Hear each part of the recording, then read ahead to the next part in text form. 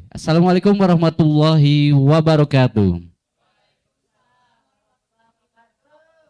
Alhamdulillahirabbil alamin wa bihi nasta'in walau murid dunya wadid assalatu wassalamu ala asrofil anbiya'i wal mursalin. Bismillahi awal qabla awal bismillahi akhir. Puji dan syukur marilah kita panjatkan kehadirat Allah Subhanahu wa taala, karena berkat rahmat dan karunia-Nya lah kita dapat berkumpul pada kesempatan kali ini Jumat tanggal 17 Januari 2025. Mohon maaf ya. Dalam kegiatan FGD 3 ya, di sesi pertama, sesi 1 hari ini, dan juga salawat beserta salam semoga selalu tercurah limpahkan kepada kekasih kita, yaitu Nabi Agung, Nabi mulia, Nabi yang paling agung, Nabi Muhammad Sallallahu Alaihi Wasallam, kepada keluarganya, sahabatnya, tabiin dan tabiatnya, dan juga semoga sampai kepada kita selaku umatnya, mengharapkan syafaat dari beliau, amin ya rabbal alamin. Untuk mengawali sesi kali ini, marilah kita bersama-sama buka acara pada kesempatan kali ini dengan mengucapkan basmalah bersama-sama. Bismillahirrahmanirrahim. Baiklah, karena ini masih pagi ya, kita mulai agar lebih semangat, kita melakukan pemanasan terlebih dahulu. Bagaimana? Sepakat? Setuju? Setuju ya. Dan kami undang untuk yang memandu pada kesempatan sesi selanjutnya itu Kang Denny Hamzah untuk memandu sesi ice breaking untuk membakar semangat kita pada kesempatan kali ini. Silakan Kang Denny Hamzah. Oke.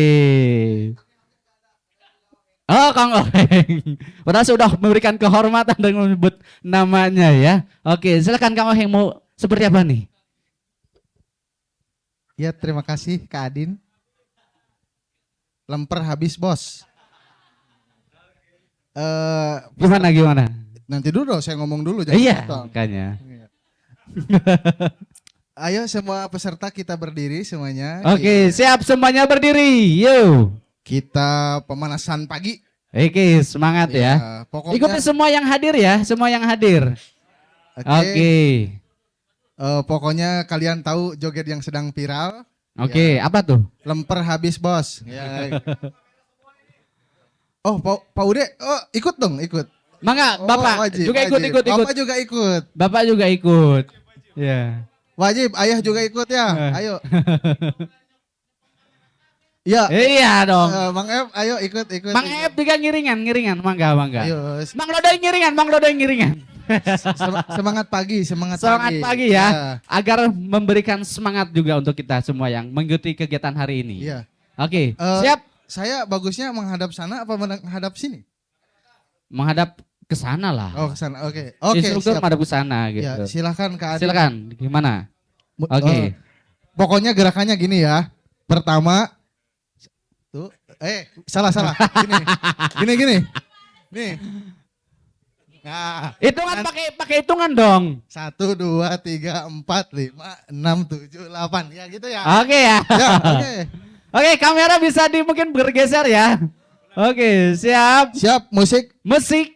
Oke, ikuti arahan dari Kang Denny Oheng. Tes dulu. Kayak gini. Oke, mulai dari awal volume agak besar sedikit.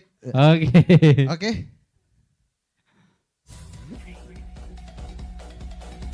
Oke, ikuti semuanya. Halo.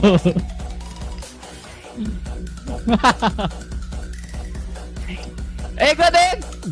Yo. Wadidaw. Au. Ya, gitu ya. Siap. Oke, siap Oke. semuanya ikuti ya. Balik Balik lagi. lagi, volumenya agak dinaikkan lagi. Oke, lumayan berkeringat ya. Iya, siap.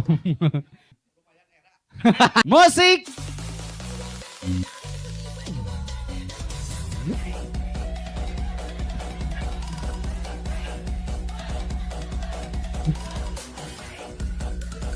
Hei. Halo. Halo.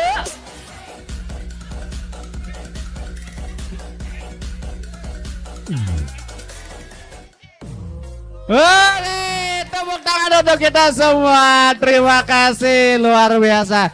Semangat semua, bagaimana? Semangat ya wadidaw. Oke, Oke, thank you. terima Sekarang sedang kasih. berkeringat. Oke, terima kasih Kang Oheng. Oke.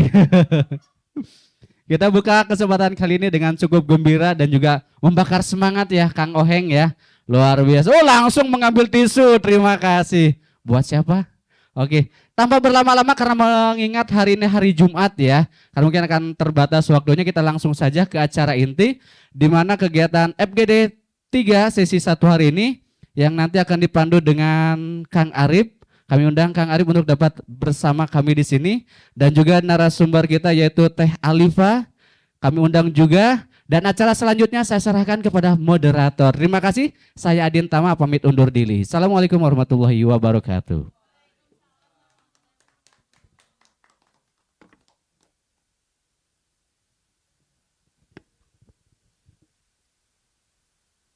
Terima kasih MC fenomenal, MC kondang, Adin, luar biasa sekali, Kang Oheng juga pembukaannya luar biasa sekali. Teman-teman semua, hari ini kita akan melaksanakan FGD ketiga, Fokus Discussion Group ketiga, Teater Sado, sesi pertama tanggal 17 Januari yaitu hari Jumat 2025.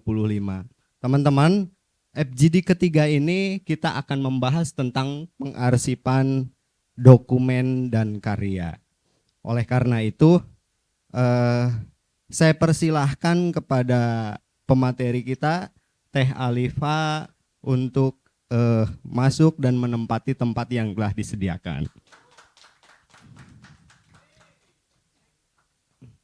Baik, silahkan bisa duduk Teh. Aedi izin duduk, saya duduk di kursi dewa dulu. Mohon maaf Aedi di kursi dewa dulu. Teman-teman semua, untuk kepentingan dokumentasi mohon maaf apabila saya duduk di atas dan teman-teman harus di bawah gitu ya. Tapi begitulah hidup, kadang-kadang di atas, kadang-kadang di bawah teman-teman.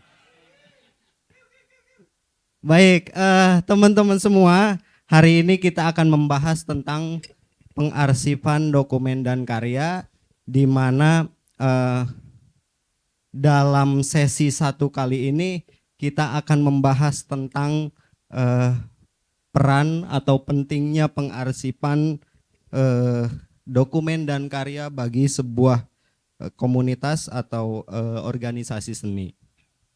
Baik, sebelum masuk ke materi, saya ingin membacakan dulu CV pemateri kali ini, yaitu Teh Alifa Nur Samsina Widyastuti. Beliau menamatkan S1 di Universitas Pendidikan Indonesia, jurusan Perpustakaan dan Ilmu Informasi. Kemudian S2-nya dilanjutkan di Universitas Gadjah Mada, jurusan Manajemen Informasi dan Perpustakaan. Selanjutnya ada pengalaman kerja. Yang pertama, pengurus laboratorium Prodi Perpustakaan dan Ilmu Informasi UPI.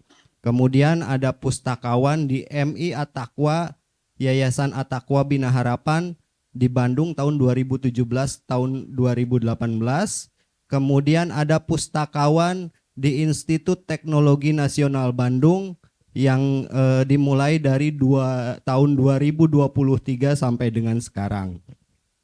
Kemudian aktivitas organisasi dan relawan, yang pertama relawan HUT ke-59 Museum KAA Bandung 2014, ada Ketua Komisi Humas dan Publikasi Rema UPI 2013-2014, kemudian ada Direktur Jenderal Komunikasi BEM Rema UPI tahun 2015-2016, kemudian Wakil Sekretaris Himpunan Mahasiswa Pasca Sarjana UGM tahun 2019, dan kemudian ada pemateri dan mentor pengelolaan Taman Baca Gempi Movement tahun 2024. Luar biasa sekali pengalaman kerja sekaligus aktivitas dari Teh Alifa Nur Samsina ini, dan sangat sangat membantu sekali kehadirannya di Teater Sado sebab ada banyak hal yang harus dibereskan di Teater Sado tentang kearsipan.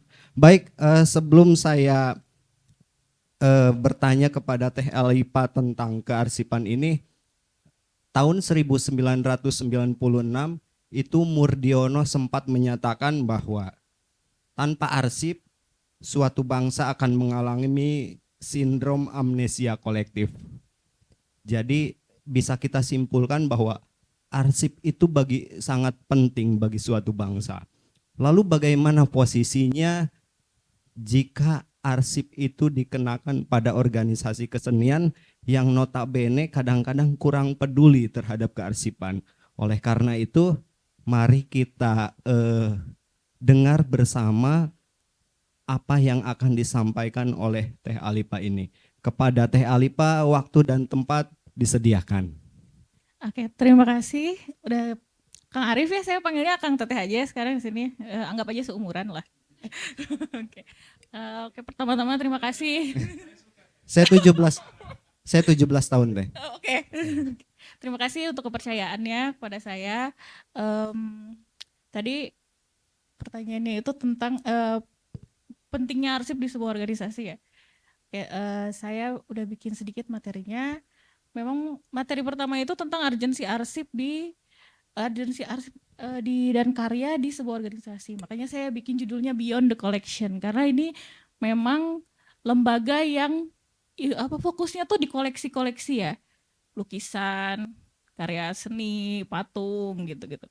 Nah, ada apa sih di balik koleksi itu, di balik karya seninya teman-teman semua di sini ya, Kang Teteh semua di sini tuh ada apa sih? Gimana sih caranya supaya orang bisa datang dan merasa penasaran gitu? Mungkin kalau misalnya cuman lihat foto aja ya udah, oh iya itu foto ada anak lagi merem gitu kan. Tapi kalau misalnya kita bisa menyajikan apa sih cerita di balik situ, siapa sih yang bikin, tahun berapa sih, kenapa sih harus dibikin gitu. Kan itu bisa menambah lagi ini ya, rasa penasarannya orang-orang. Karena sesuai dengan yang saya dengar dari Kang Bias itu katanya program ini tuh akan berakhir dengan pameran, dan pameran itu sangat membutuhkan rasa penasaran dari orang kan. Kalau orang yang nggak penasaran ya udah pamerannya nggak berjalan gitu. Mungkin bisa di next dulu. Nah, kita akan membahas arsip, tapi saya juga pengen bahas dulu dari dasarnya bahwa di dunia saya itu namanya GLAB. Nah, ada galeri, ada library, ada archives, ada museum. Nah, 4 hal ini tuh sahabatan, saudaraan gitu. Galeri, library, dan museum itu adalah saudara tua. Kenapa? Karena paling kaku. Standarnya udah jelas. Galeri seperti ini, library seperti ini, museum seperti ini. Karena koleksinya juga jelas gitu. Galeri koleksinya karya seni, library koleksinya notabene buku walaupun sekarang sudah berkembang, dan museum itu koleksinya benda-benda yang memiliki nilai sejarah. Kan? Sedangkan archive ini tuh bisa dibilang bungsu karena sangat dinamis sekali ya. Archive itu setiap organisasi tuh punya, apapun jenis organisasinya, dimanapun organisasinya. Yang namanya organisasi dan lembaga itu pasti ada dokumennya gitu. Kalau bisa dilanjut. Nah, sebelum ini saya pengen tanya dulu sama Kang Teteh, ada yang tahu bedanya nggak dokumen, file, dan record? Mungkin ada yang mau bisa. Erun biasanya Teh. Hah? Erun. Erun teh, Kang Erun, Akang apa Teteh? Gini, Teteh? Akang. Oh, Teh Erun. Oh, Akang. Oh, Akang. Aduh, maaf. Aduh, ya Allah, maaf. Oh, ganteng kok. Ayo Kang. Gimana? Ada yang tahu bedanya? Ayo.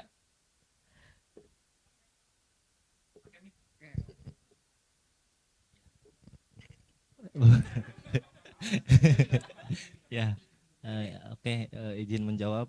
Perkenalkan dulu, saya laki-laki Teh. Ya, namanya Kahairun, nggak ada nisanya. Izin menjawab ya. Kalau dokumen itu dalam bentuk tulisan tangan, kalau file dalam bentuk digital, kalau record dalam bentuk rekaman. Betul gak Teh? Ada lagi yang mau jawab sebelum saya menjelaskan? Ada lagi? Selamat. Salah jawabannya. Dokumen itu segala hal yang tercatat. Mau tulisan tangan, mau tulisan komputer, mau mesin tik, mau siapapun yang nulis, atau mau kucing yang nulis pun itu namanya dokumen. Ini yang saya pegang, ini dokumen. Ini tulisan tangan, ini dokumen. Nah, file itu tempatnya, kotaknya, foldernya kalau di komputer kan. Nah, record itu adalah dokumen yang sudah diolah dan ditaruh di dalam sebuah file. Tuh. Jadi abis ini jangan bingung-bingung lagi. Bilang kirim aja filenya gitu, nggak gitu ya. Kirim aja dokumennya gitu. Jadi kalau ngirim filenya ya sama kotak-kotaknya nanti kan dikirim ya, atau kotaknya aja yang dikirim. Nah, record ini yang disebut dengan arsip karena sudah diolah, sudah dikelola sama manajerialnya di situ. Tuh, karena kalau dokumen yang belum dikelola ya udah kertas aja dengan isi tulisan dan isi informasi gitu. Oke, udah jelas ya? Ada yang mau ditanyain? Atau aman? Aman Oke. teh, aman. Next, boleh. Nah, di sini jenis arsip itu ada 2. Oh ya, sebelumnya sorry. Saya mau konfirmasi dulu. Kenapa saya sekarang ngomongin dulu arsip dalam bentuk dokumen ya, bukan karya? Karena sebenarnya untuk karya itu namanya itu bukan pengarsipan, tapi konservasi dan preservasi karya. Karena yang diarsipkan itu selalu dokumen. Tidak ada yang mengarsipkan lukisan gitu. Lukisan itu atau karya itu biasanya dipreservasi dan dikonservasi. Ya. Jadi saya konfirmasi dulu di sini. Nah, sekarang jenis arsip itu dokumen itu ada 2, ada arsip dinamis dan ada arsip statis. Yang mudah dulu, arsip statis itu adalah arsip yang sudah tidak digunakan atau digunakan hanya dalam situasi tertentu yang punya nilai guna dan nilai kesejarahan. Kayak misalnya arsip ini teks proklamasi. Itu kan nilai gunanya sudah bisa dibilang tidak ada ya, karena ya udah proklamasinya udah lewat gitu. Tapi punya nilai kesejarahan, makanya tetap menjadi arsip. Tuh, suatu hari dibutuhkan itu ada kelihatan, oh ini loh tanggal segini ada nih datanya gitu. Dan dibutuhkan ya biasanya bukan untuk hal-hal manajerial atau hal-hal yang digunakan berhubungan langsung dengan kegiatan sehari-hari. Memang biasanya untuk wisata sejarah atau misalnya untuk pengetahuan gitu kan. Nah, untuk arsip dinamis itu ada 3 jenisnya, arsip vital, arsip aktif, dan inaktif. Yang avital ini sesuatu yang keluarnya sekali tapi dipakai terus-menerus. SK, pendirian. Terus apa lagi ya? Pokoknya berhubungan dengan hukum. Biasanya bisa ditanya sama Kang Bias ya, file-file yang berhubungan dengan hukum. Kayak gitu. Atau misalnya surat tanah. Akta kelahiran gitu kan. Itu kan cuma sekali keluar tapi terus digunakan. Itulah kenapa disebut arsip vital. Arsip aktif itu arsip yang digunakan tapi secara terus-menerus di saat ini. Misalnya kita butuh surat menyurat, itu arsip aktif. Atau misalnya data anggota siapa aja, itu arsip aktif. Nah, arsip inaktif ini arsip yang digunakan tapi tidak sering atau akhirnya sudah tidak digunakan tapi harus tetap ada. Misalnya ada peraturan di satu organisasi bahwa arsip itu harus disimpan selama 5 tahun. Arsip surat disimpannya selama 5 tahun. Arsip proposal disimpannya selama 3 tahun. Nah, itu disebut arsip inaktif. Arsipnya sudah digunakan, masih bisa sesekali dipakai, tapi sudah disimpan karena sudah lewat gitu. Misalnya suratnya sudah dikeluarkan, kita simpan file dokumennya, kita simpan arsipnya selama 5 tahun sampai masa berlakunya habis. Itu arsip inaktif. Oke, boleh selanjutnya. Nah, jenis arsip berdasarkan media. Nah, ini adalah arsip yang karena saya dapat tornya itu ada seni teater ya. Nah, di seni teater ini di keempat-empatnya ada. Tekstual itu salah satunya teks naskah dramanya. Ada audiovisualnya ketika kita milih musiknya apa nih gitu kan. Atau nanti ada gambarnya pakai apa gitu. Nah, kartografi, ada yang tahu tidak? Arsip kartografi itu seperti apa? Ada. Oke. Nyerah. Menyerah. Oke. Kartografi itu kalau secara umum itu tentang tata letak, maps, peta, terus mungkin kalau di dunia teater itu ini ya, Blocking blocking ya. Blocking Oke, pertunjukan, ya. blocking pertunjukan. Terus misalnya desain panggung, Desain panggung, betul. desain properti. Nah, kalau di dunia arsip itu masuknya ke arsip kartografi. Jadi desainnya ada, blueprintnya ada, barangnya dibuat. Itu kartografi. Nah, ketika teaternya udah mulai nih, kan biasanya direkam ya, ada rekamannya. Nah, itu memang bentuknya tidak selalu mikrofilm, tapi sejenis gitu. Mikrofilm, jadi filmnya, jadi videonya gitu. Seperti itu. Nah, untuk mengarsipkan ini, itu caranya berbeda-beda perlakuannya. Tekstual itu tergantung kertasnya seperti apa. Kertasnya kayak gimana? Isinya apa? Karena nggak mungkin naskah drama kita laminasi kan, nggak bisa dibuka nanti. Nah, berarti kalau misalnya naskah drama, berarti harus ditaruh di tempat yang tidak lembab, di dalam sebuah kotak atau misalnya di berangkas khusus gitu. Nah, itu untuk yang kertas ya, untuk yang tekstual. Sedangkan misalnya kayak SK, itu bisa dilaminasi, tapi jangan dilaminating. Karena kalau dilaminating itu justru merusak. Laminasi itu sistemnya yang ditempel itu cuman samping-sampingnya aja. Kan biasanya pakai plastik gitu ya. Nah, yang ditempel plastiknya. Jadi si kertasnya di dalamnya tuh tidak menempel dengan plastiknya. Udah ngerti lah ya, kok aku jadi ngejelasin ke kalian gitu. Kalau laminating itu kan kertas-kertasnya dipanasin gitu kan. Nah, itu tuh gitu ya. Lah.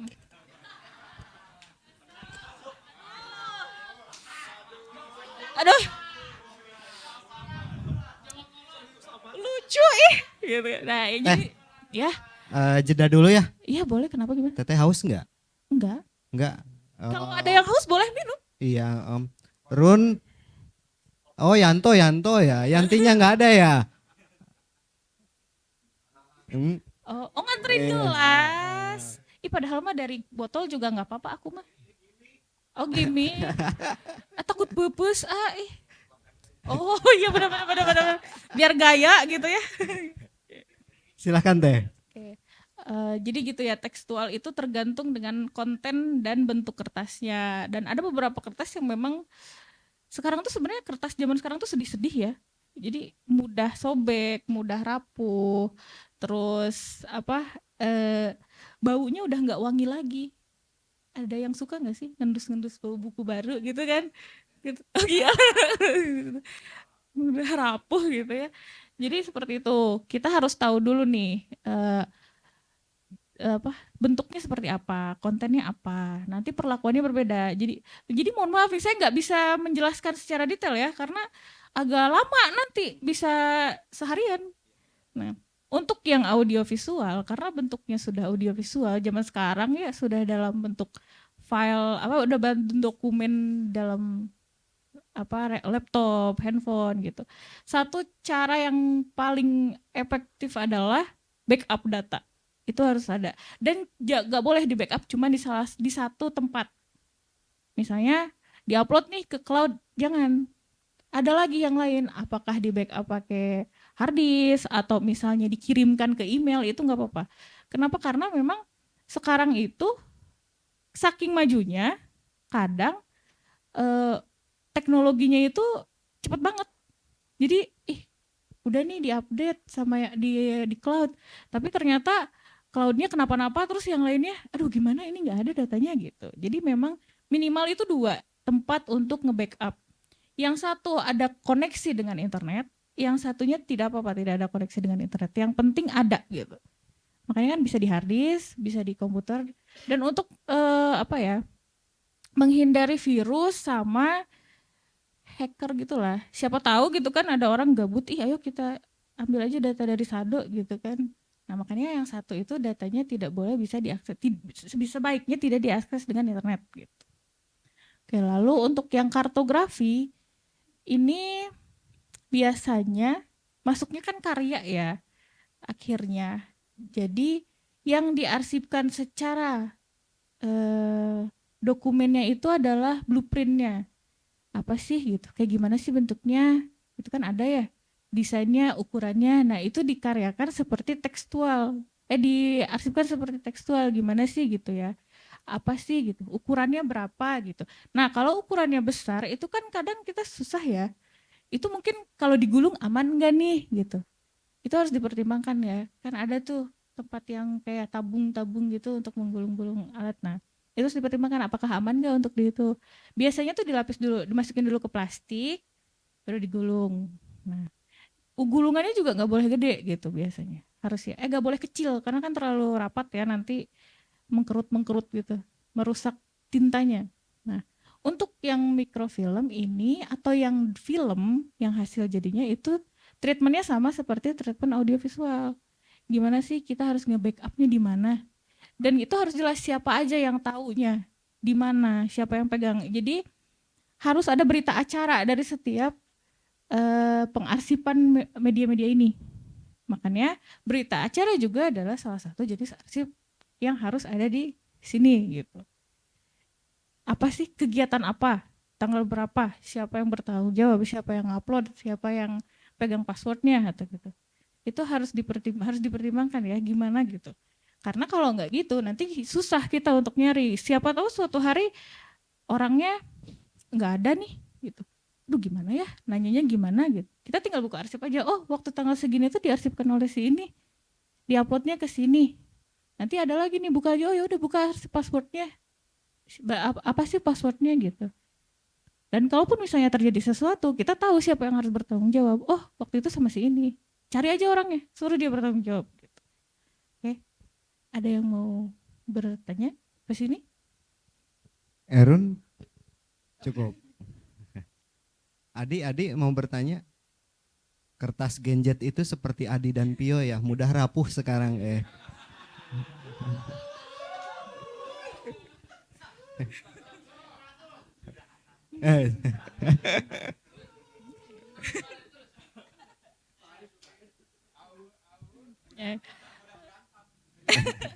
Boleh dilanjut? Boleh teh, silakan. Nah ini siklus kehidupan arsip diawali dengan penciptaan. Penciptaan itu ya dibuat gitu ya, buat surat, buat berita acara, atau misalnya buat proposal, itu diciptakan lalu dikendalikan. Dikendalikan ini bisa dengan, maksudnya adalah ditentukan ini fungsinya untuk apa, untuk ke siapa, dari siapa gitu kan. Itu di pengendalian, dicatat di situ nanti di sebuah dokumen lain gitu. Oh waktu itu ada surat masuknya dari sini, itu termasuk kegiatan pengendalian. Yang ngirim si ini tanggal segini, tentang ini, isinya apa aja, apakah nanti di situ ada surat undangan untuk apa gitu, kepada siapa diundangnya, tanggal berapa acaranya gitu, tornya ada apa enggak kayak gitu. Nah untuk penggunaan ini seperti misalnya suratnya masuk, kita oh kemarin saya dapat surat, dapat tor, oh tornya digunakan, itu siklus penggunaan. Oh saya pakai untuk materi saya gimana, oh saya bikin materi kayak gini. Nah itu penggunaan. Berarti kalau misalnya teman-teman Akang Teteh dapat surat atau misalnya dapat berkas dari yang lain, dipakai untuk apa sih berkasnya? Nah itu siklus penggunaan. Lalu siklus pemeliharaan, ini siklus yang ketika sudah digunakan disimpanlah tuh, mau itu diupload ke cloud, mau itu disimpan di dalam kotak khusus, mau itu dalam box file khusus, itu bagian pemeliharaan. Nah, habis itu penentuan nasib. Penentuan nasib ini berdasarkan dengan kesepakatan di awal. Ini berkas ini tuh umur hidupnya berapa tahun gitu. Di kita, di kami tuh umur hidupnya berapa tahun nih? Oh, ya udah 3 tahun. Ya udah tunggu dulu 3 tahun. Disitulah ngejogrok aja 3 tahun nggak apa-apa. Nanti setelah 3 tahun ya udah, karena nasibnya sudah ditentukan umurnya 3 tahun, ya udah. Bisa dimusnahkan, bisa dikiloin dengan catatan tetap ada berita acara. Oh, hari itu karena arsip tersebut umurnya hanya 3 tahun, sama kami dikiloin gitu. Misalnya dicatat di situ apa aja sih yang dikiloin. Gitu. Nah setelah itu muter lagi, namanya juga siklus. Karena yang itu sudah habis masa waktunya, berarti kita bikin lagi dong yang baru gitu. Ada lagi dong yang baru diciptakan lagi terus ya, seperti itu. Oke, ini ya. Saya di next. Kenapa sih arsip itu harus well managed? Kenapa? Karena apalagi untuk dunia seni ya, authenticity itu sangat, itu nomor satu kan. Nah, arsip ini bisa membuktikan bahwa karya saya ini otentik, dibuat tanggal segini, dipamerkan tanggal segini gitu. Ceritanya tentang ini, yang membuat si A ceritanya tentang ini tanggal segini, bentuknya seperti apa, itu bisa menjadi salah satu bukti autentisitas sebuah karya kalau di Sanggar seperti ini ya. Nah, dan arsip juga ketika kita bisa well manage arsip itu menunjukkan integritas kita. Komitmen nih, oh iya udah, kita punya sebuah karya ya, jangan cuma dibuat terus disimpan gitu kan. Apalagi dengan dengan ambisi ingin dipamerkan suatu hari nanti gitu. Ya berarti harus dilihat nih, harus detail gitu. Karena zaman sekarang orang nggak ada fakta, nggak ada data, ya udah lewat. Orang kamari gitu cek saha ya dia datanya apa gitu kan, orang zaman sekarang kan. No pick hoax gitu kan sekarang gitu kan ya, no pick hoax gitu. Kalau di kita berarti no archive hoax gitu. Ya udah, gimana kita mempertanggungjawabkan sesuatu kalau misalnya si datanya aja nggak ada gitu. Ya aku aja kalau misalnya ini nggak ada ini, aku bisa bilang itu buatan orang kamari orang nyinuk gitu. Tapi karena kalau udah ada datanya kan ya orang nggak bisa lagi ngeklaim, oh enggak itu buatan Mr. A, dibuatnya tanggal segini, nah judul lukisannya ini gitu. Itulah kenapa archive yang well managed itu akan menunjukkan integritas kita. Lalu yang selanjutnya usability, ya bisa digunakan, bisa membantu proses teman-teman, apalagi sekarang yang namanya mengajukan sesuatu hakim misalnya kayak gitu, itu kan filenya tebel banget kan yang harus dilampirkan, itu banyak sekali berkas-berkas yang harus dilampirkan, dokumen-dokumen. Dan ketika arsip kita udah well managed ya udah gampang, apa sih yang harus dibutuhin, oh ini siapin fotokopi gitu, kirimin kayak gitu, atau misalnya di scan dulu terus di emailkan gitu. Seperti itu. Itulah kenapa arsip itu sekarang tuh harus well managed, karena sekarang apa-apa itu udah based by data ya, fakta. Dan kalau misal pun kita mau go internasional misalnya, semua orang di luar juga nggak bisa begitu mudah percaya aja kalau kita nggak punya background yang jelas gitu. Dan arsip itu bisa menjelaskan background kita tuh siapa, kapan sih berdirinya, oh ada nih SK pendiriannya, siapa sih pendirinya, oh ini ada di data ini gitu. Jadi ketika orang lain melihat tuh, oh iya bener ini kayak gini, karena ada datanya. Oke, bisa di next. Ini bagian penyusunan arsip. Tapi mungkin saya ada satu miss ya, harusnya ada satu bullet lagi, yaitu pembuatan SOP, prosedur, aturan tentang pengarsipan atau bagian manajerial arsip di SADO. Udah ada belum? Belum ya. Mungkin jadi PR pertamanya Kang Teteh ya, dibuat timnya, misalnya tim arsip khusus itu siapa aja, nanti dibikin tuh SOP-nya, SOP administrasi SADO. Nanti di bawahnya ada penyuratan atau proposal segala macam. Pokoknya yang berhubungan dengan kearsipan. Misalnya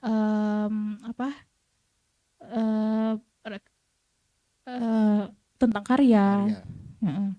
Dokumentasi karya, detail-detail tentang karya itu siapa penanggung jawabnya, surat siapa penanggung jawabnya, kayak gitu.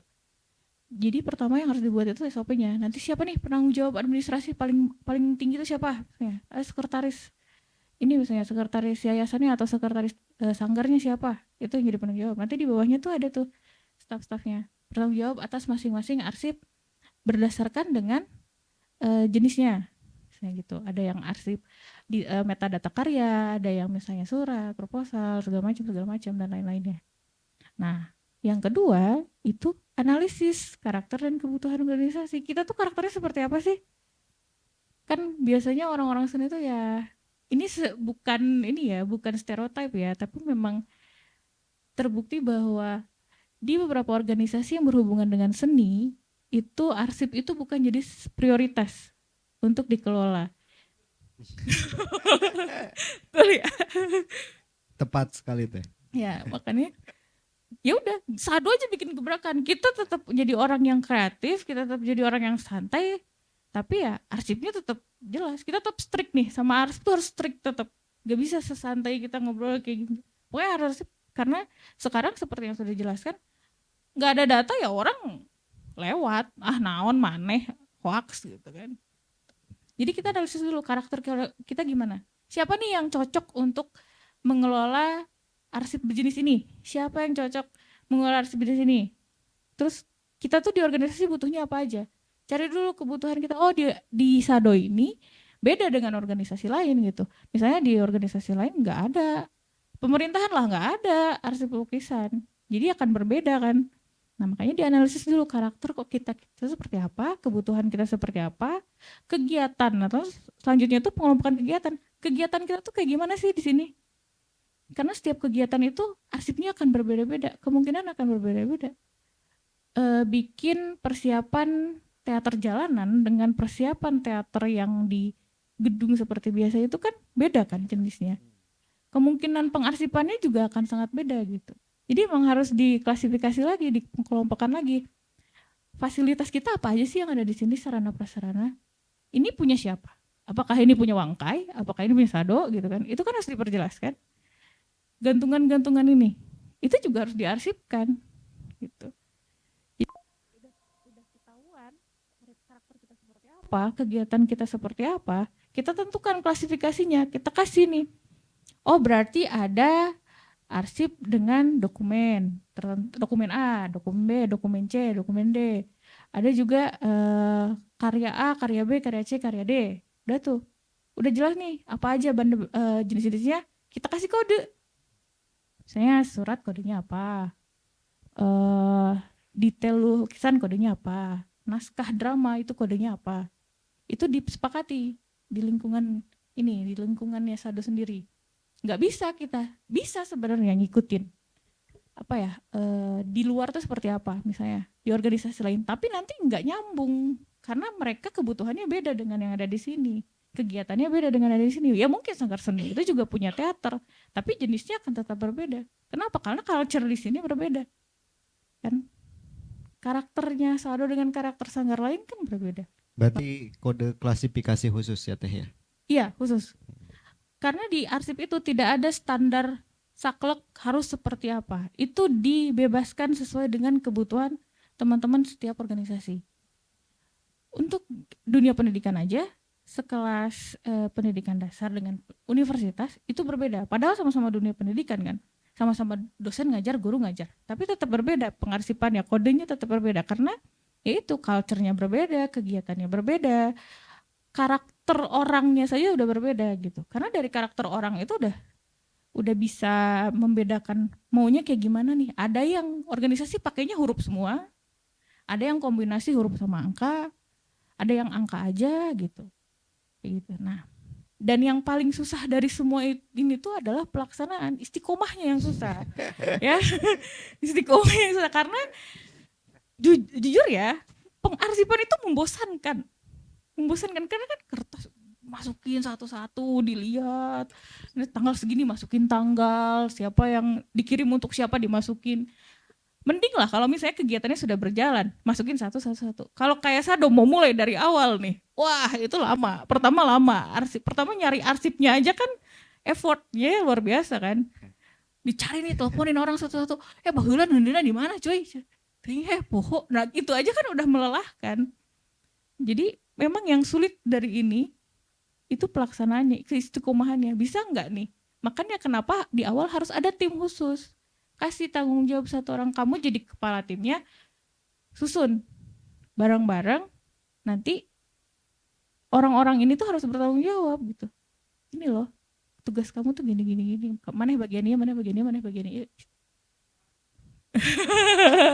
Iya ya, betul.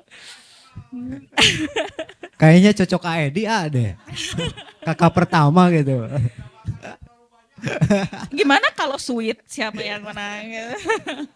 Gitu. Jadi itu jadi masukan dari saya tadi kan udah ngobrol sedikit ya sama Kang Bia sama Kang Edi sama Karib di dalam dibikin dulu nih timnya khusus siapa. Nanti habis itu rembukan gimana nih SOP-nya mau seperti apa. Nanti apalagi proseduralnya seperti apa, teknisnya seperti apa. Nanti siapa yang bagian ini, siapa yang bagian itu. Barangnya misalnya kalau mau bikin ini laptopnya mau yang mana gitu. Itu juga harus jelas. Sebisa mungkin jangan disatuin laptop pribadi dengan laptop organisasi ya. Nanti pabelit karena tidak setiap orang manajerial arsip personalnya juga bagus gitu. Kan repot kalau misalnya nanti misalnya pakai laptopnya si A terus si A bikin surat ntar ditanya mana filenya di mananya kamar teh heula urang neangan heula gitu kan itu repot sekali kan makanya lebih baik sarana prasarananya juga dipenuhi apa aja sih yang dibutuhkan nih komputernya berapa biji butuhannya scannernya berapa gitu. Berarti kita perlu komputer khusus ya Teh ya untuk pengarsipan ya. Iya, itulah kenapa memang timnya harus khusus, prosedurnya harus khusus, sarana prasarananya juga diusahakan lah karena kan memang agak susah ya kalau misalnya ngedadak harus beli ini beli itu beli ini ya pelan-pelan lah satu-satu misalnya laptopnya dulu nanti scannernya gitu terus printernya itu khusus supaya nanti jelas gitu pemakaiannya pencariannya pun jelas di dalam komputer itu misalnya nanti di komputer tuh udah jelas nih karena udah ada SOP-nya ya udah jelas siapapun yang make harus kayak gini nge-save-nya misalnya folder surat gitu tahun berapa gitu rata-rata organisasi itu mau apa ya membuat filenya itu pertama itu per tahun jarang yang per jenis misalnya surat terus 2001 2002 itu bingung kan nyarinya mending tahun 2002 misalnya 2025 foldernya apa jadi jelas kan per tahun tapi ada lagi misalnya suratnya apa terus misalnya ada materi apa atau kita pernah bekerja sama dengan siapa, SK-nya seperti apa, MOU-nya apa gitu. Jadi seperti itu. Oke, jadi bismillah ya, istiqomah ya teman-teman ya. Itu yang susah soalnya. Saya aja yang apa ya, udah di sini gitu, udah di dunia ini dari lama ya jujur aja sering bosen gitu. Nginput yang kayak gitu tuh membosankan sekali gitu. Karena kan sangat apa ya, rutin banget ya siklusnya gitu aja masukin nomor suratnya dimasukin namanya siapa, permohonan lah apa undangan gitu. Itu tuh membosankan, apalagi untuk orang-orang yang biasa aduh gimana ya? Random gitu kan orang sini kan tiba-tiba ngapain terus tiba-tiba harus duduk gini aja. Itu kan lumayan itu. Bisa di next. Nah, urgensi pengarsipan. Ingatan manusia Sado itu kalau tidak terlalu luar biasa sekali ya rontok ya. Makanya kenapa arsip itu penting. Kan kayak tadi yang udah jelasin kita butuh, kita mau ada pameran nih gitu ya. Terus tadi cerita mau mencari karya-karya yang berserakan di mana-mana gitu kan. Nah itu kan kalau mengandalkan ingatan itu susah ya. Karena bisa jadi si A dan si B itu mengingat dalam perspektif yang berbeda. Cek si A tuh, enggak ada kalau nggak salah mah itu gitu. Kan kalau nggak salah ya. Kalau katanya gini, tuh dah asa nama kieu gitu ya. Asa nama ieu gitu. Jadi daripada cenah asa nama gitu, kita perkuat dengan arsip yang ada. Kita cari dulu nih arsip yang ada. Kita hubungi orang-orang mungkin kalau misalnya orang yang udah nggak berada di sini kita hubungi kita tanya seperti apa dulu kita usahakan dulu disatukan dengan ingatan nanti dibuat arsipnya bisa dibuat ulang mungkin bisa kan ya bisa lah dibuat ulang atau misalnya memang kalau ada tapi separoh ya yang separoh itunya ya dijagain gitu loh diproses seperti yang sudah tadi saya jelasin bisa dimasukin ke kotak, bisa di scan terus diupload atau seperti apa. Dan kalau misalnya pengen detail lagi seperti apa pemeliharaan arsip kayak gitu-gitu, itu banyak ininya. Sekarang udah banyak jurnalnya. Mungkin nanti Kang Teteh bisa cari di e-resourcesnya Perpusnas mungkin ya. Saya juga kemarin nyari-nyari dulu beberapa artikel udah ada tuh tentang bagaimana cara pengarsipan metadata karya karya seni. Terus ada juga tentang bagaimana mempreservasi dan konservasi karya seni, karena kan setiap karya seni berbeda nih. Misalnya lukisan dengan patung itu akan berbeda penyimpanan suhunya, pencahayaannya itu kan ada lebih detail lagi ya. Dan banyak lah sekarang sumber-sumbernya. Saya juga kemarin banyak ada beberapa, mungkin nanti untuk bagaimana proses pemeliharaannya bisa bisa mencari, atau kalau mau diskusi sama saya juga bisa gitu nanti di belakang gitu. Yang penting teman-teman di sini udah paham ya kenapa sih harus gitu. Karena kalau hanya mengandalkan ingatan itu ya namanya juga orang, jangankan yang tahun-tahun yang lalu, yang kemarin aja bisa lupa gitu. Kemarin aja kalaupun nggak lupa ada sesuatu yang miss gitu. Bisa di next. Nah, yang ini urgensi pengarsipan itu dokumentasi sejarah. Kayak tadi pengen bikin milestone, itu kan hitungannya sejarah ya. Nah, kalau misalnya arsipnya nggak ada ya susah kan. Makanya kenapa penting sekali nih pengarsipan itu. Lalu pengambilan keputusan. Kemarin saya lihat cuplikannya FGD dengan Kang Zulkarnain ya, benar ya namanya. Nah, itu kan ada pernyataan dari beliau bahwa ketika mau membuat program itu harus observasi dan harus berdasarkan dengan basis data kan. Nah, basis data itu datangnya dari mana? Kan nggak mungkin tiba-tiba data ada cluk gitu, nggak ada kan. Ya itu dari pengelolaan arsip. Arsipnya kita kelola, kita lihat nih misalnya di tahun sekian Sado mengadakan acara ini. Gimana nih respon masyarakat? Itu kan dari arsip bisa dilihat. Misalnya setelah acara bikin kalau zaman sekarang Google Form lah. Ngirim Google Form, kasih feedback ke kita apa sih? Seru nggak acaranya? Nanti di situ didetailkan lagi misalnya, oh dari orang yang umur sekian sampai sekian, acara seperti itu seperti ini kesannya di mereka, X. Oh kesannya kayak X. Kalau di umur misalnya di umur remaja kayak gini, di umur dewasa seperti ini. Nah itu kan data, ketika diolah itu kan arsip, diolah menjadi sebuah informasi, akhirnya bisa mendukung kita untuk gimana sih bikin program yang layak dan long life program ya kemarin ininya bahasanya seperti itu. Dan ya observasi, ya memang kan observasi dan basis data. Ketika observasi tapi kita nggak dibentuk menjadi sebuah data ya gimana? Udah cuman kumpulin udah disimpan.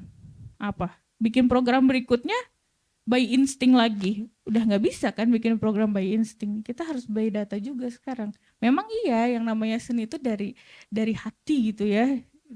Tapi kan tetap aja kita harus lihat orang nih bisa nggak nerima kayak gimana sih, dan arsip itu membantu untuk pengambilan keputusan itu. Oh iya, berdasarkan data yang kemarin nih dari arsip yang kita punya, ternyata orang tuh kayak gini, masyarakat di Kuningan tuh kayak gini.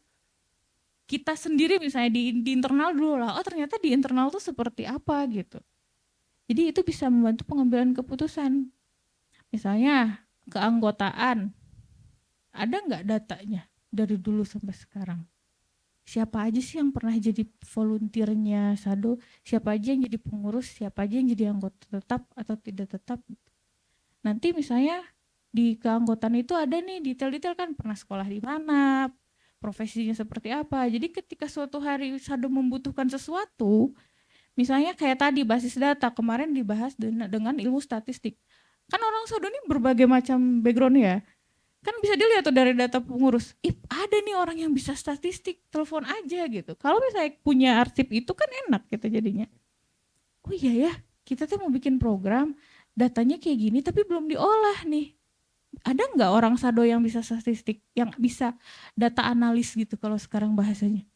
Gitu ya. Dilihat nih dari pengurusan ke pengurusan. Kan kurang lebih kemarin itu sekitar 200 orang ya. Saya nyontek dari video sebelumnya. Itu ada kurang lebih 200 orang. Masa sih dari 200 orang ini nggak ada sih yang bisa gitu? Kan kalau misalnya ada arsipnya enak kan, dibuka, oh si ini bisa, hubungi, bantuin cuy, kita mau ngolah data nih, mau analisis data buat bikin program selanjutnya gitu. Itulah kenapa arsip itu sangat penting. Nah, yang selanjutnya ada pengakuan. Ketika kita punya arsip, diakui nih sama negara nih, karena kita punya SK pendirian atau apa ya bahasanya tuh ya, ada lah gitu, apa ya, bukan SK, akta. Nah tuh kan ada akta pendirian seperti itu kan diakui. Jadi ketika kita mau melakukan kegiatan itu jelas kita siapa, kita kapan adanya gitu. Kayak sekarang salah satu di sini bisa jadi ngadain FGD itu kan karena kerjasama dengan kementerian dan segala macam. Dan salah satu yang membantunya itu kan karena sudah mengumpulkan data-data dan arsip-arsip untuk dikirimkan supaya bisa dapat hibah itu kan pasti persyaratannya banyak kan yang membutuhkan dokumen-dokumen itu. Kenapa pengakuan? Nah, yang selanjutnya ada konektivitas seperti tadi. Ini nih sama orang, oh si ini bisa ini gitu. Dilihat dari arsip, oh ternyata si ini bisa ini. Kita telepon aja gitu. Atau janganlah untuk urusan nasabah dulu. Misalnya ada si A di sini butuh sesuatu, ngomong nih ke ini, orang teh butuh iya gimana ya? Ayah anggota sado nu bisa ini gitu. Gara-gara dibuka datanya di telepon gitu. Kan itu untuk konektivitas arsip itu. Mengkoneksikan orang yang butuh A dan disediakan tuh demand supply-nya ada dari arsip gitu. Lalu yang selanjutnya itu ada pemahaman, penelitian, itu satu rumpun ya. Kita dari arsip itu kita bisa meneliti nanti misalnya satu hari ada orang yang mau bikin skripsi gitu di Sado, topiknya tuh tentang Sado gitu. Kan kita punya arsipnya, dia butuh apa nih? Ngebahas Sado tuh mau butuh apa? Terus dia bilang butuh A, Kang. Oh ya udah nih, datanya arsipnya seperti ini gitu. Kan itu membantu tridharma perguruan tinggi lah dan segala macam gitu kan. Itulah kenapa arsip itu penting, penelitian, pemahaman, orang jadi tahu, oh Sado itu seperti ini, oh dibangunnya tahun segini gitu. Dan orang-orang yang meneliti misalnya, oh iya enak di Sado mah kita neliti datanya nggak riweuh gitu. Karena pengalaman juga saya neliti satu organisasi sekelas Universitas Bandung yang besar itu agak ribuh nyari datanya karena pengarsipan mereka tidak baik gitu. Mau nyari data pustakawannya aja, nggak ada ya di sini mah harus ke kampus sana gitu. Harus ke kampus 4, harus ke kampus 2. Kan itu menyulitkan kan, padahal ketika kita bisa memberi kemudahan ke orang tuh bakal punya apa ya? Impresi yang bagus kan sama kita. Oh iya nih, oh di sini mah enak loh orangnya resep gitu. Apa-apa mudah, apa-apa gampang gitu. Komunikasinya juga enak gitu.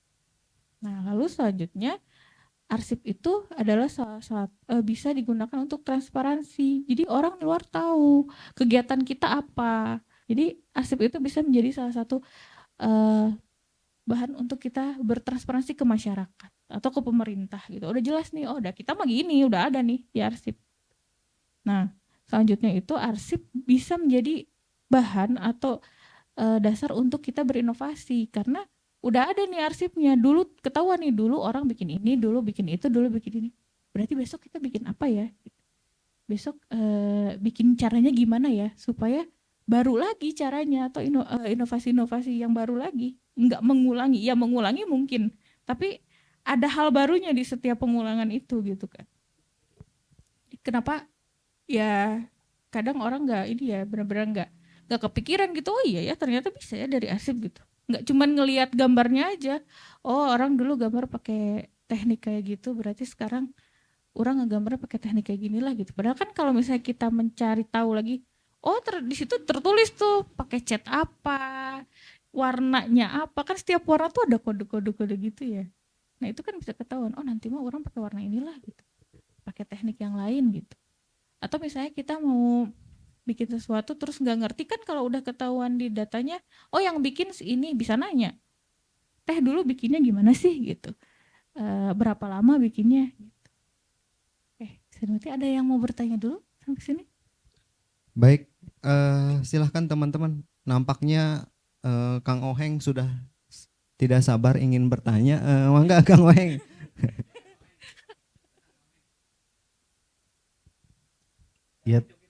Ya, terima kasih Pak Arif. Sedikit saya mau bertanya berhubungan dengan arsip yang katanya kan dari Sado itu berdiri dari tahun 1997. Sedangkan untuk pengarsipan berjalan itu di tengah jalan banyak arsip yang mungkin dahulu belum dikumpulkan atau datanya nggak tahu nih kemana. Apakah itu harus kalau misalnya kita tahu nih bahwa arsip sekian pada tahun sekian itu manusia Sado A, B, C, D orang-orangnya tahu, sedangkan arsip yang kita ingin arsipkan itu tidak ada. Bagaimana itu untuk caranya? Apakah kan kalau misalnya hidup arsip itu ada berita acaranya. Nah, kalau yang sebelum dibuat atau sedang kita dikumpulkan tapi ternyata tidak ada, itu bagaimana cara untuk bahwa kita tahu di tahun sekian itu ada arsip ini tapi datanya hilang? Mungkin itu aja dari saya. Terima kasih Pak Arif. Baik, itu tadi teh pertanyaannya, bagaimana caranya agar kemudian dokumen-dokumen yang hilang itu dan kita tahu bahwa itu ada gitu teh, dan membuat itu ada gitu. Tadi contohnya ini ya, anggota ya di Ya, tahun sekian misalnya. gitu.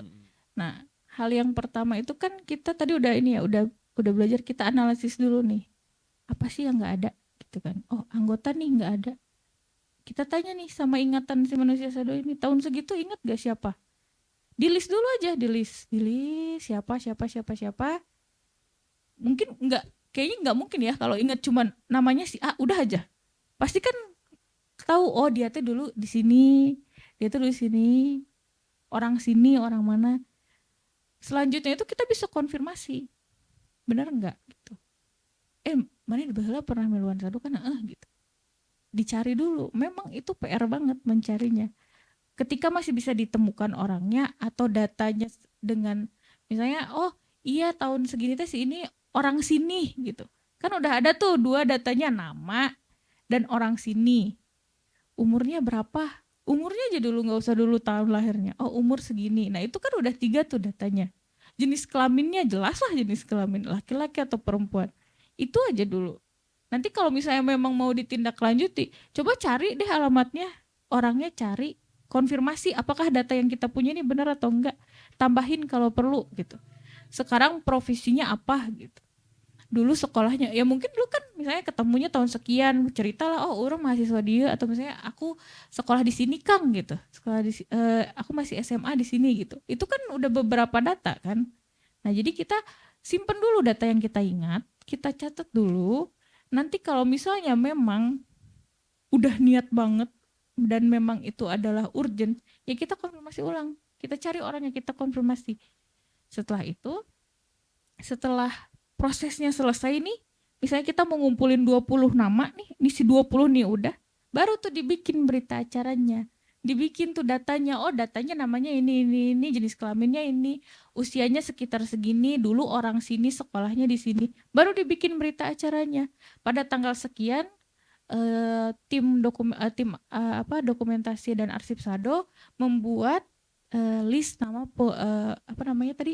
anggota dari yang tahun sekian. Nama dan keterangan lainnya terlampir. Seperti itu. Menjawab? Berarti tahap pertamanya di proses ingatan terlebih dahulu, Auheng gitu ya. Ada lagi? Aoni, mangga Aoni. Aduh, agak deg-degan ya ditanya sama yang senior ini teh. Biasa saja lah. Gini teh, Sado itu sering melakukan kegiatan, salah satunya pameran ya. Ya. Nah, di dalam pameran tersebut apa saja yang mestinya harus dipamerkan? Artinya gini, produk atau benda tersebut apakah ketika namanya kita Sado ya, komunitas Sado, apakah barang yang dipamerkan tersebut harus punya Sado atau gimana gitu ya. Kemudian yang kedua, bagaimana perlakuan terhadap karya-karya seperti halnya lukisan, patung dan yang lainnya mungkin ketika karya tersebut tidak mempunyai story, artinya karya tersebut tidak ada identitas waktu, tidak ada nama judul, tidak ada nama si pembuat. Nah, apakah kita sebagai orangnya di dalam komunitas Sado nembak aja dikasih nama ini tahun segini karya si ini gitu ya, atau bagaimana ya? Kan itu sangat penting sekali ya untuk data arsip. Kemudian ketika manusia Sado berkarya, siapapun dia, apakah karyanya tersebut ketika berkarya kan di dalam karya tersebut terdapat identitas si pembuat karyanya, artinya milik si pembuat karya tersebut. Ketika masuk ke dalam komunitas itu si komunitas menjadikan barang tersebut sebagai barang komunitasnya gimana? Apakah ada komunikasi khusus antara komunitas dengan si pembuat karyanya atau bagaimana? Itu saja mungkin. Terima kasih. Baik, ada 3 pertanyaan Teh tadi ya. Ada 3 pertanyaan terkait dengan karya tadi. Yang terakhir kan apakah milik individu ketika bergabung dengan komunitas itu harus ada komunikasi khusus yang dijalin sehingga karya itu menjadi milik komunitas. Yang kedua, kemudian yang terkait dengan apa saja yang karya yang nanti bisa dipamerkan gitu ya Teh ya dalam pameran nanti. Terus satunya lagi tentang apa? Perlakuan ya, perlakuan karya yang tidak memiliki identitas. Contohnya misalnya begini Teh. Ini saya ingat dulu itu dibawa di pameran produk kreatif daerah tahun 2013 dulu itu. Nah ini nggak ada identitasnya Teh. Ini nggak ada identitasnya. Jadi bagaimana cara memperlakukan karya-karya ini Teh? Biar kemudian karya ini menjadi jelas, punya identitas, siapa pembuatnya dan lain sebagainya, itu bisa jadi jelas. Mohon pencerahannya Teh. Saya jawab dulu pertanyaan pertama ya, pameran Sado. Intinya kan pameran Sado tapi karyanya tidak hanya dari Sado gitu kan ya. Bisa atau tidak? Sebenarnya bisa, tidak apa-apa. Dengan syarat orang yang karyanya dipamerkan, karya yang kita pamerkan tapi bukan Sado itu tahu. Kalau misalnya kita tahu ya siapa yang buat, kan bisa dibikin MOU, kerjasama dan sebagainya ya. Nah, tapi kalau karya yang tidak diketahui itu punya siapa terus kita pamerkan, yang bisa dilakukan sama teman-teman ini adalah mencatat nemu di mana karyanya. Itu tuh, dan apa alasan kenapa karya itu harus dipamerkan gitu. Jangan tiba-tiba lucu pamerin gitu. Jadi kan nggak mungkin kan kita pameran karya cuman karena lucu gitu kan, sugan saya gitu ya, lucu sendal beli, kan nggak gitu kan ya. Jadi hal yang bisa diantisipasi itu dicari tahu dulu ini karyanya nemu di mana atau ditemukan siapa, dan kita tuh berkomunikasi dengan siapa tentang karya tersebut gitu. Misalnya nemu di sanggar mana gitu, terus iya usaha gitu, teuing poho gitu kan. Ya udah, kita bisa bekerja sama dengan sanggar tersebut membuat berita acara tentang saya Sado akan memamerkan karya ini dipinjam dari sanggar ini. Untuk detail pengarang dan sebagainya bisa nggak apa-apa ditulis, tidak diketahui. Tapi kan mungkin pernah lah kebayang ini teh ada di tahun berapa tuh, mungkin kebayang ya dari, karena kan biasanya kalau lukisan itu suka ada tahun Identitas waktu. misalnya di tanda tangan tahun berapa gitu kan, itu kan bisa dilihat, kalau ada kan bisa dicantumkan setidaknya tanggal berapa gitu, ditanda tanganin gitu. Atau kalau ya udah di capture aja tanda tangannya, terus dimasukin ke datanya. Lukisan ini bekerja sama dengan pihak tertentu, Nama pelukisnya tidak diketahui, tapi terdapat tanda atau mark ini di pojok kanannya atau di belakangnya, dicantumkan aja di situ. Seperti itu. Pertanyaan pertama terjawab, Pak? Siap. Oke. Yang kedua, perlakuan untuk karya seni yang tidak ada identitasnya. Nah, itu juga yang pertama harus dilakukan adalah bikin peraturan ya seperti apa. Gimana nih kalau misalnya ada karya yang nggak ada identitasnya? Dibikin dulu nih prosedurnya, SOP-nya. Jadi setiap karya itu perlakuannya nggak gimana situasi dan kondisi. Kan nggak ada aja momen kayak ini tadi ya. Kita nggak tahu nih. Itu tahun berapa? 2013. 2013. Ya. Jadi ketika perlakuan untuk yang tahun 2013 dan untuk perlakuan yang tahun nanti ada tuh tetap sama gitu. Karena kan kalau karya seni bukan sesuatu yang apa ya, nggak kayak buku ya. Kalau buku kan beda perlakuan. Ketika di tahun sekian dan di tahun sekian itu beda. Karena peraturannya aja di tahun sekian. Contoh ya, buku itu penulisnya Indonesia. 3 tahun yang lalu nama belakangnya yang dipakai. Sekarang penulisnya orang Indonesia, nama depannya yang dipakai. Kan kalau karya seni tidak seperti itu kan. Jadi lebih statis lah kalau karya seni. Jadi ya bikin aja ya SOP-nya. Seperti apa sih kalau misalnya kita menemukan karya seni yang tidak ada identitasnya. Nah nanti ini lagi dikonfirmasi lagi ke orang-orang sekitarnya. Kamu nemu di mana gitu.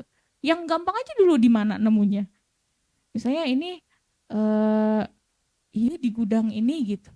Nah udah nggak apa-apa, catat aja, tulis ditemukan pada tanggal sekian di gudang ini oleh siapa. Nanti dikonfirmasi aja ke orang yang memang udah agak lama misalnya di situ. Ingat nggak? Nanti kalau misalnya nggak ingat ya udah nggak apa-apa, seadanya aja data. Seperti itu. Karena yang namanya apa ya identitas karya seni itu nggak bisa sebuah karya tuh nggak bisa kan, misalnya ya udahlah tulis aja sih itu gitu kan, nggak bisa kayak gitu. Lebih baik jujur aja, be honest aja. Emang ini kita nggak ketahuan, emang kita miss nih di sini pengarsipannya siapa, kita nggak tahu tahun berapa, kita lupa gitu. Nggak apa-apa, catat aja. Yang penting kita jujur, oh di sini ini ditemukan di tempat ini pada tahun sekian oleh si ini, tapi ditulisnya ditemukan ya, atau misalnya direlokasi dari sini, misalnya direlokasi dari mana oleh siapa gitu. Jadi nggak bisa juga kita ngasih nama, itu udah pelanggaran hak cipta itu namanya. Walaupun memang kita nggak tahu awalnya itu punya siapa. Jadi nggak apa-apa, tulis aja seadanya, memang ditemukan di mana, direlokasi dari mana, oleh siapa, tanggal berapa, seadanya data hari itu. Misalnya oke. Lalu yang selanjutnya, manusia Sado berkarya, kalau itu kembali ke peraturan di sini. Apakah memang setiap karya yang dihasilkan di sini akan menjadi sebagian milik Sado, sebagian milik penciptanya, ataukah memang sepenuhnya punya penciptanya tapi ditampung di Sado sebagai organisasi penampung penciptanya, atau memang ya udah kamu bikin di sini ya udah buat aku gitu. Nah, yang penting di pengarsipan itu jelas peraturannya seperti apa, atau misalnya kontraknya kayak gimana nih antara anggota antara manusia Sado dengan Yayasan Sado tuh kayak gimana gitu, dengan kepala teater tuh seperti apa, teater ya, Yayasan Sado, oh ya teater Sado tuh emang udah jelas nih di awal seperti apa. Jadi nggak yang tiba-tiba di tengah bikin tajang orang itu gimana orang. Makanya kenapa arsip itu penting, kita harus tahu di awal tuh perjanjiannya seperti apa nih. Kalau misalnya anggota berkarya di sini, apakah itu tetap milik anggota atau tidak, diperjelas di awal Sado tuh seperti apa. Makanya harus diarsipkan data seperti itu, ditandatangani itu, karena ada notaris di depan ya, Abias kan bisa dinotariskan kan hal-hal seperti itu, karena itu hitungannya kontrak gitu, dan ini hubungannya dengan hak cipta, dengan haki juga gitu. Bisa diterima?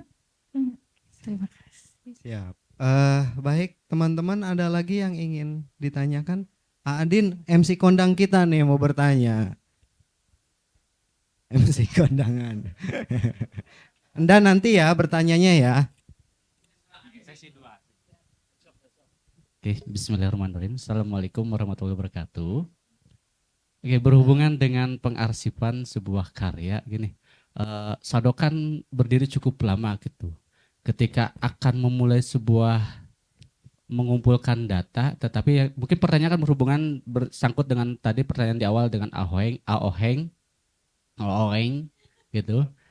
Bahwa ya kalau mengumpulkan data sebuah manusia kan mungkin bisa diingat-ingat lagi gitu kan. Oh sini tahun sekian gitu. Tapi dengan sebuah karya misalnya dengan karya almarhum gitu di tahun sekian dengan tahun sekian mungkin ada masa yang mungkin hanya anggota-anggota tertentu yang tahu. Tapi kita mulai berusaha untuk mengarsipkannya.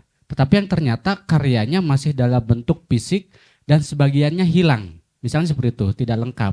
Nah, apakah karya tersebut bisa diperbolehkan dibuat ulang dengan mungkin mengumpulkan orang-orang misalnya naskah almarhum gitu yang ternyata tidak ada bukti file di dokumen komputer dan yang tapi hanya ada bukti fisik gitu kan. Tapi ternyata pas dikumpulkan hilang sebagian atau di akhir atau di awal di pertengahan gitu. Nah, ketika akan dibuat ulang apakah boleh itu orisinal menjadi almarhum atau nanti itu secara hukum atau bagaimana gitu. Mungkin seperti itu pertanyaan. Lalu ketika misalnya ada karya almarhum yang mungkin dulu kan Pak Arif tahu ya yang hilang gitu kan, ada beberapa naskah yang hilang yang belum sempat diterbitkan oleh almarhum, tapi mungkin karena mungkin tidak ada dokumentasi yang lain belum sempat dipublikasi, tiba-tiba ada yang mirip dan mungkin ada beberapa orang yang pernah membaca sekilas dan yang apakah itu masih bisa untuk suatu saat kita klaim hak tersebut bahwa itu ini sebenarnya milik Sado dan sebagainya. Tapi kita tidak punya buktinya seperti itu misalnya seperti itu.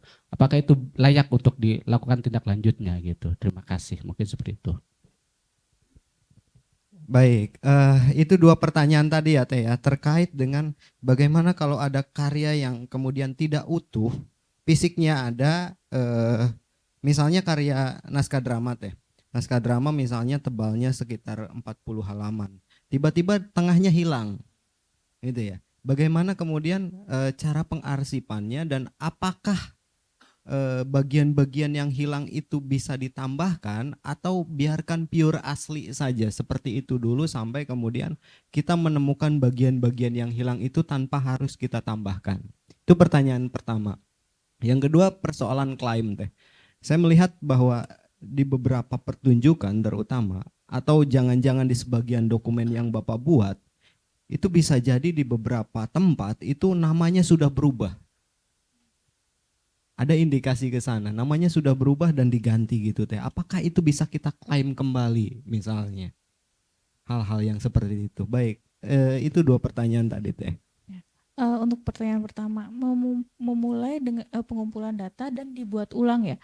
Gini, ketika berkasnya secara fisik itu sebenarnya nanti ada di sesi besok ya kalau nggak salah tentang digitalisasi. Kalau misalnya berkasnya cuma ada secara fisik dan tidak utuh, yang fisik tidak utuh ini tetap didokumentasikan. Nanti ada namanya digitalisasi karya. Nah itu tetap, tapi harus kayak gitu. Tidak boleh ditambahkan dulu. Nanti ketika di tengah perjalanan ada orang-orang yang ingat atau ada siapa yang oh ini tuh gini, atau misalnya ada rekamannya nih, kan kalau dari rekaman bisa kelihatan kan bisa kedengeran kebaca, oh di naskah ini di bagian yang hilang ternyata dialognya seperti ini, itu boleh ditambahkan tapi dijadikan dua arsip yang berbeda. Satu arsip orisinal, yang satu, nah makanya di arsip orisinalnya dikasih penjelasan, arsip orisinal kehilangan berkas di halaman sekian sampai halaman sekian. Nanti ketika di perjalanan sudah ditemukan, itu tidak bisa orisinal lagi. Kenapa? Karena sudah hilang yang orisinalnya. Walaupun orang yang ingat ini tuh ya ingat 100%, atau misalnya datanya dari video gitu. Tapi kan tetap yang orisinalnya ini sudah termutilasi kalau bahasa ini kan. Karena di halaman sekian misalnya nggak ada.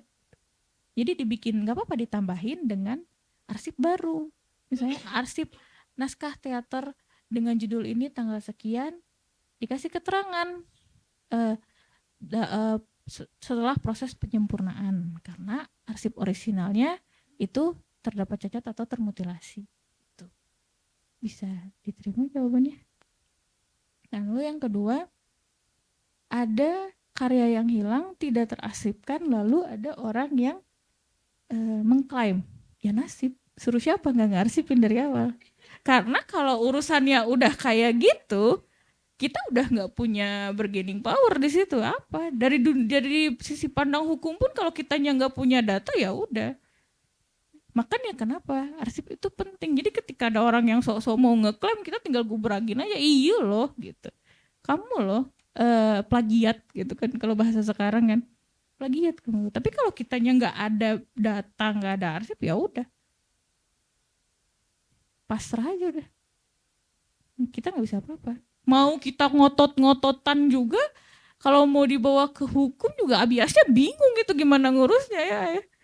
Kalau misalnya kitanya nggak punya data bahwa itu memang kita yang pegang pertama gitu, kita bikin pertama, karena kita nggak punya berkasnya, kita nggak mengarsipkan, kita nggak menjaga data itu dengan baik. Makanya kenapa mulai sekarang ya udah coba gitu untuk menghindari hal-hal seperti itu.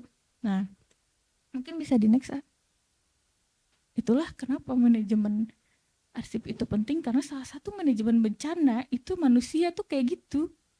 Kita lupa, kitanya lupa nggak ngarsipin, orangnya nggak tahu diri ngambil-ngambil karya orang gitu kan. Itu kan salah satu jenis bencana.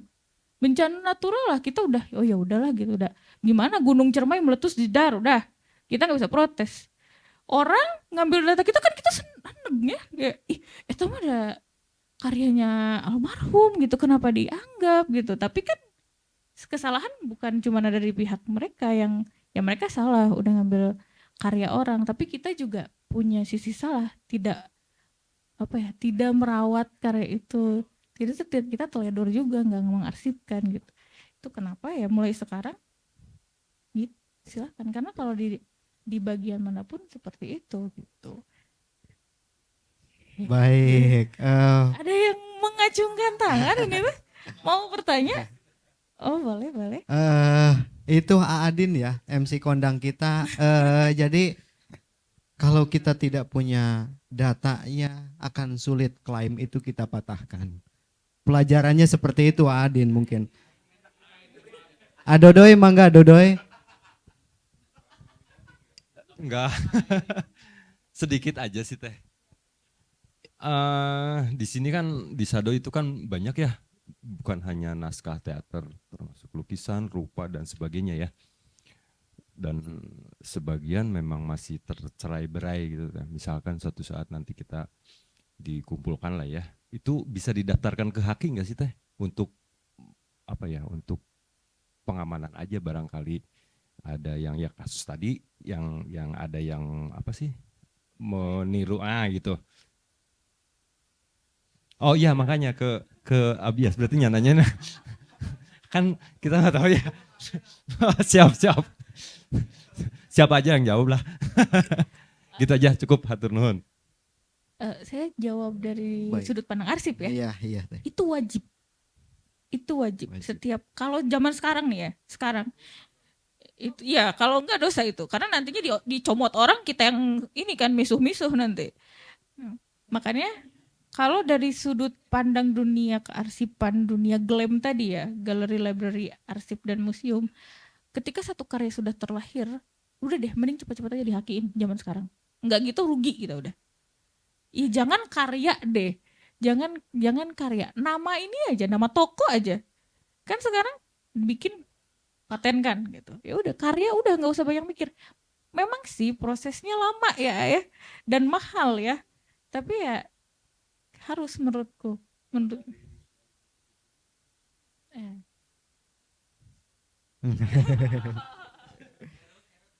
Mangga.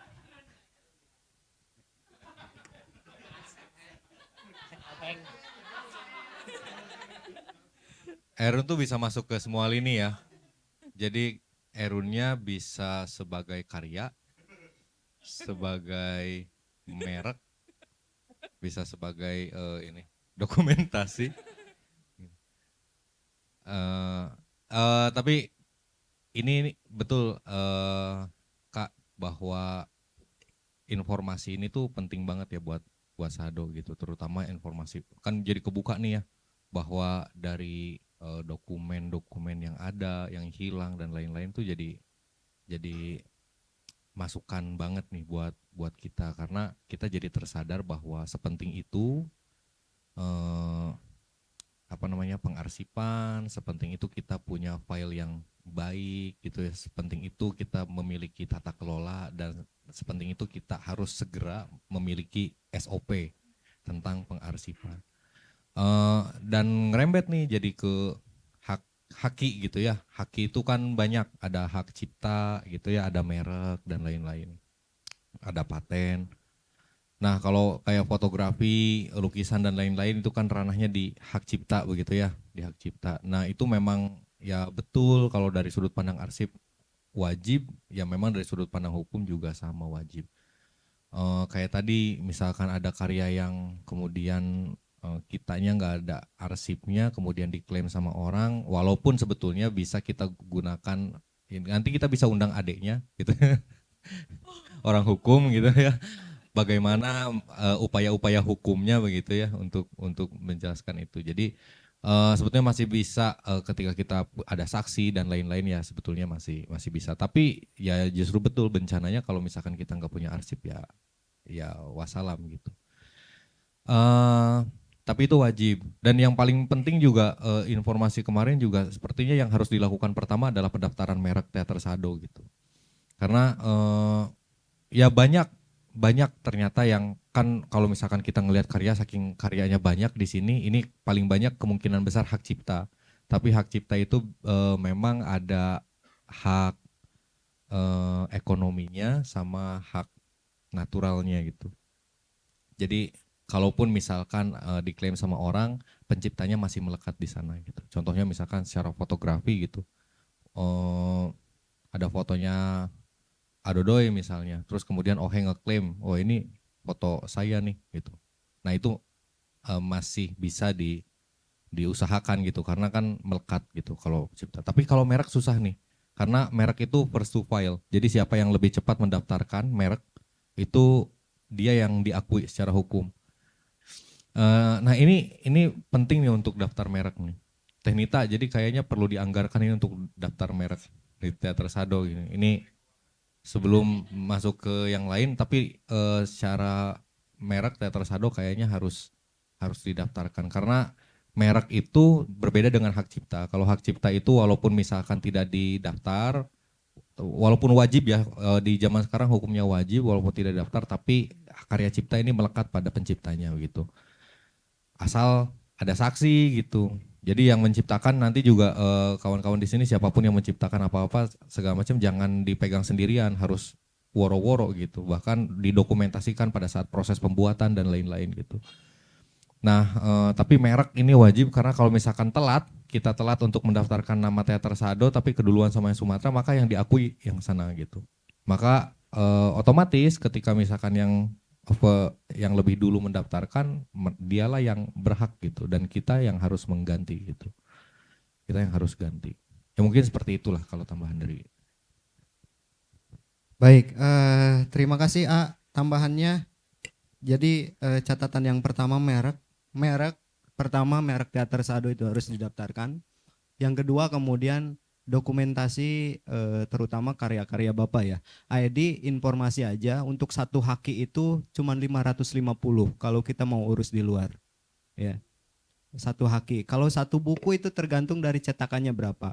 Kemarin saya cetak di Hamdan misalnya, satu buku itu yang sekitar 144 halaman atau sekitar 150, 5 cetakan itu cuman 350 sampai 400 ribu, jadi nggak terlalu mahal sebetulnya.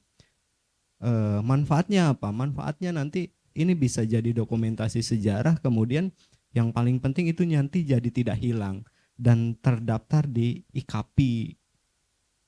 Itu kita melindungi hak cipta, kemudian juga bagian dari dokumentasi sejarah perjalanan Sado. Jadi mohon dianggarkan sekali lagi demi kepentingan keberlangsungan di teater Sado. Teteh barangkali ada hal lain yang ingin disampaikan, Teh, mangga Teh. Tadi yang berkaitan dengan buku ya, mungkin agak ngebut kali ya, karena sekarang ISBN Indonesia itu dibatasi. Jadi informasi itu kalau misalnya Indonesia itu kan banyak dokter-dokter yang tesisnya jadi buku, tapi bentuknya tidak tidak diubah gitu. Jadi plek aja udah gitu. Nah, itu terdeteksi akhirnya oleh pihak internasional. Dan itu membuat Indonesia dihukum dengan cara membatasi nilai nilai Indonesia dan jumlah nomor ISBN di Indonesia itu dikurangi. Jadi kalau misalnya pun memang ya bukan tesis dan bukan ini kan, tapi tetap jadi lebih lama gitu prosesnya. Karena memang diperiksa. Karena dulu tuh sebelumnya ya udah sini masuk dapat ISBN gitu. Nunggunya tuh nunggu ngantri. Sekarang tuh benar-benar diperiksa isi dari buku-buku yang mungkin mau di ISBN kan gitu kan istilahnya kan. Gitu. Jadi kalau mau cepat. Karena memang rebutan ISBN-nya sama yang lain. Apalagi kalau misalnya kitanya tidak rutin menerbitkan bukunya. Semangat, jadi AED semangat AED. sepertinya tugasnya semakin membeludak gitu ya. Silahkan diperbudak aja ini para manusia sadonya. Oke,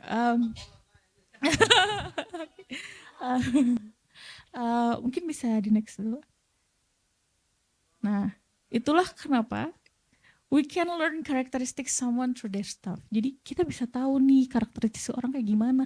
Lihat aja laptopnya, klik bagian folder download, kelihatan tuh karakternya kayak gimana. Kan? Download nih. Apakah setelah di-download nih dipisah-pisah lagi jadi ini, berarti kan kelihatan tuh, oh ini orangnya rapi. Ini orangnya terstruktur. Ada tuh yang download namanya aja nggak diganti tuh, masih 128 itu kalau download jurnal kan gitu kan 128 gitu kan. Kan itu kelihatan. Jadi kenapa arsip itu bukan cuma sekadar mendokumentasikan mereka merawat, tapi juga bisa memperlihatkan karakteristik seseorang, termasuk organisasi. Ketika organisasi pengarsipannya udah rapi, udah bagus, orang tuh akan lihat, mereka mah keren, arsipnya aja udah rapi. Gitu. Karena nanti di sesi besok dan lusa itu akan ada materinya itu tentang digitalisasi dan tekniknya. Itu nanti bisa kelihatan karena ada arsip di luar. Saya kasih spoiler ya hari ini ya. Ada arsip tentang karya seni itu justru jadi sebuah website. Jadi di website. Jadi orang bisa akses dari mana-mana. Ketika udah bisa diakses dari mana-mana, berarti kan manajerial internalnya udah sangat bagus kan. Itu kan sudah memperlihatkan karakteristik. Itulah kenapa lihat barang mereka, staffnya mereka di sini dalam artian arsip ya, dan dokumennya dan pengelolaannya aja udah bisa memperlihatkan karakteristik seseorang atau sebuah organisasi. Tuh. Jadi dan nyambung juga sama tadi yang kayak misalnya ini nggak ada ininya, nggak ketahuan siapa yang nulis, nggak ketahuan siapa yang buat. Makanya be honest aja, udah jujur aja. Kita tidak tahu siapa yang ini, tapi kita menemukannya di sini tanggal segini oleh siapa. Supaya karakteristik kita tuh kelihatan gitu, karakternya Sado tuh seperti apa. Tuh. Mungkin sekian. Jadi good luck buat Sado. Mau mulai untuk itu akan sangat sulit dan istiqomahnya lebih sulit lagi, jadi good luck. Sekian. Terima kasih Kak dari saya. Baik, beri tepuk tangan sekali lagi untuk Teh Alifa. Bapak Ibu semua dan teman-teman, berarti kita menghadapi satu jalan panjang yang harus kita tempuh gitu ya.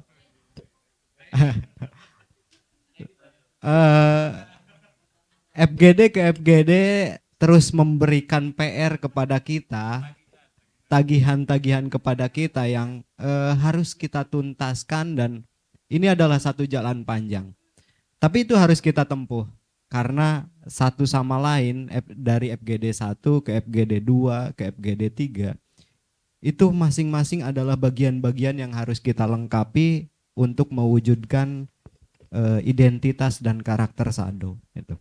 Nah, sekarang di pengarsipan kita banyak belajar bahwa ternyata arsip itu bukan hanya sekedar kumpulan kertas, tapi juga merupakan bagian dari sejarah yang akan datang, bagian dari sejarah masa lalu, dan bagian dari perjalanan Sado yang kemudian akan menjadi semacam identitas bagi Sado.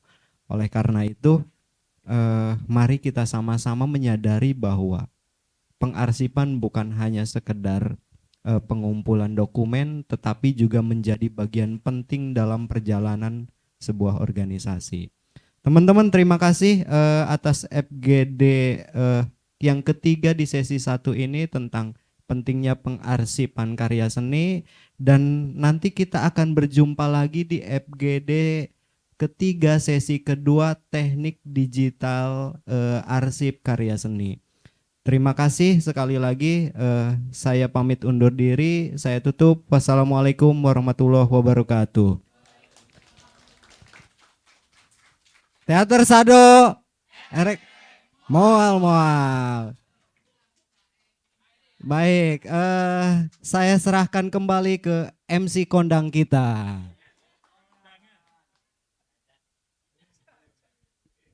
Terima kasih moderator kita yang sangat luar biasa sekali ya. Saya terima.